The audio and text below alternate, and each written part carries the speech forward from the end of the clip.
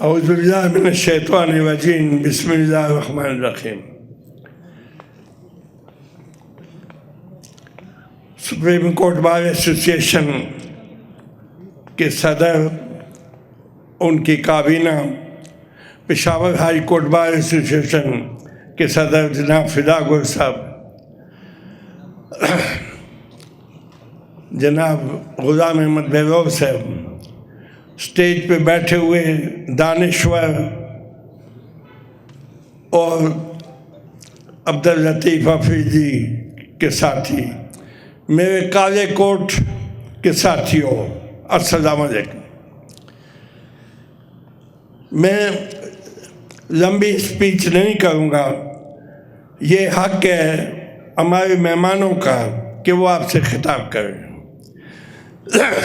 لطیف افریدی صاحب مجھ سے 4 سال چھوٹے تھے۔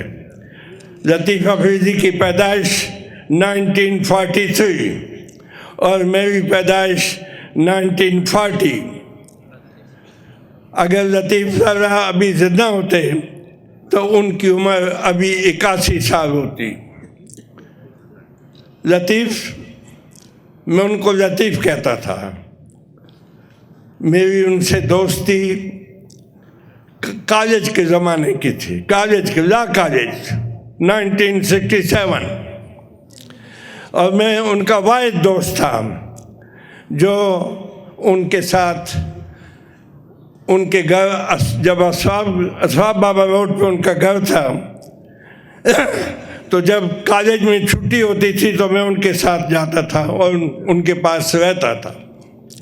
اس لیے لطیف افریدی کے والد صاحب، لطیف افریدی کے بھائی مغل، لطیف افریدی کے سارے خاندان سے میرا تعلق تھا۔ لطیف افریدی اپنی ذات میں انجمن، وہ اپنی ذات میں صاحب کتاب،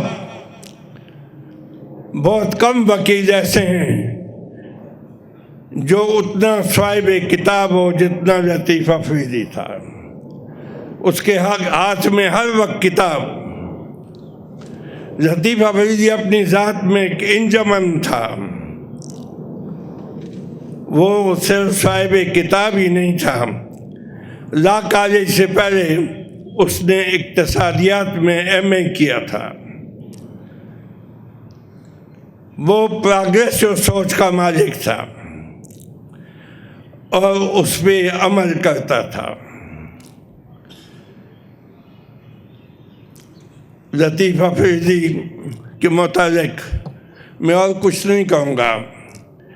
ان کے خاندان کو جو دکھ ہوا، اس میں صرف اتنا کہوں گا کہ دل کے پھپھولے جل اٹھے سینے کے داغ سے، اس گھر کو آگ لگ گئی گھر کے چراغ سے۔ لطیف افریدی کی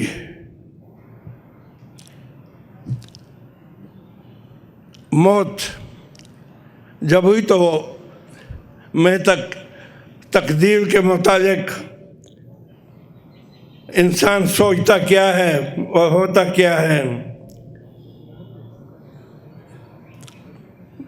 اس میں یہی ہے کہ تدبیر کنت بندہ تقدیر زنت خندہ۔ انسان منصوبے بناتا ہے اور تقدیر اس کو ہر ہنس رہی ہوتی ہے۔ لطیف افریدی کل بھی زندہ تھا، آج بھی زندہ ہے، اور لطیف قیامت تک زندہ رہے گا۔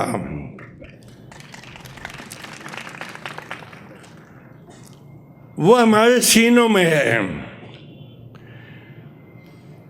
اس کی موت پہ فارسی کا ایک شعر ہے، چه خوش اسم بنا کردن بخا کو خون غلطیدن، خدا رحمت کنندی عاشقان پاکتی نترا۔ تم نے موت کے لیے کتنا مشکل رستہ اختیار کیا کہ خون میں نہا کے مٹی میں سو گئے۔ یہ اس کا ترجمہ ہے کہ خوش اسم بنا کردن بخا کو خون غلطیدن، تم نے موت کے لیے کتنا مشکل رستہ پسند کیا کہ تم نے خون میں غسل کر کے مٹی میں جا کے سو گئے۔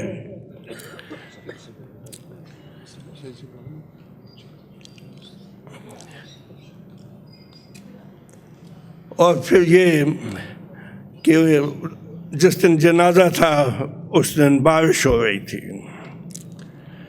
میں بد نصیبی کا قائل تو نہیں ہوں، لیکن میں نے برسات میں جلتے ہوئے گھر دیکھے ہیں. لطیف کا ایک مشن تھا، وہ مشن برکت صاحب نے بھی بتایا، مسعود کوثر صاحب نے بھی بات کی، اعجاز انور صاحب نے کہا کہ لطیف، انہوں نے شعر سنایا کہ ہزاروں سال نرگس اپنی بے نوری پہ ہوتی ہے، بڑی مشکل سے ہوتا ہے چمن میں دیداور پیدا. لطیفہ تو دیداور وے تو دیداور اے تو تک قیامت اب دیداور وے تو یوازے پختانی خاورے دیداور نہیں تو دے مظلومانوں دیداور ہے تو دے سوک چے مجبور دیداغی دیداور ہے تو دے محکوموں دیداور ہے تو دے مزدورانوں دیداور ہے تو دے کسانانوں دیداور ہے تو دے دانشوروں دیداور ہے تو دے ہر چاہ دیداور ہے. تو زمانگا پا سوچونوں کے اتر قیامت اب زمانگا سوچونوں کے لطیفہ اللہ پاک تاتا سنگا چی دی دنیا کے خواہش راکے ہوتے ہو انتہائی اخکل انسان ہوئے تو یوازے پا خیالاتو باندے اخکلے نوے تو پا شکل باندے ہم دے اخکلے ہوئے. استاقوں نے خواہش دیر کم خلق بوی ما استازوانی لیدوئے دا تو زا کالج کی یوزے پاتے شیو تو زمان دا کالج دوست ہوئے. نظر دا گوما چی سنگا خشتہ ہوئے سنگا خشتہ جون دے تیر کو نینو گورا چستا یادو سمشتا دے خلقو تو گورا دے مزدورانو تو گورا دے وکیلانو تو گورا چی اس ہم دے ناوقتا ہم ناستی استا پا یاد کی ناستی تا یاد ہے. میزمانیں ڈھیر زیاد تھی عقیبت آستا خطاب کئی زدہ غبیر شم لطیفہ زمان پا سینے کو سے گئے اور تب قیامت ابھئی بیا کی دیشی چھ منگا یوزے ہم شو دیو چھ زمانگا عقیدہ دا چھ مرگ نا پستم جون دے. مسلمان کم دا ایمان عقیدہ بھی آگدہ بھی چھ آمنتو باللہ و ملائکتہی و کتبہی و رسلہی و یوم آخر و قدر خیر و شر من اللہ تعالی و باس بعد الموت. زمان ایمان دے پلا باندے ملائکوں باندے کتابوں باندے رسولوں باندے دے قیامت پرز باندے اور خو بدو باندے اور پدے باندے چھ مرگ نپس جو جوان اشتا مرگ نپس جوان کے بھبیا میں لاوی گو. السلام علیکم.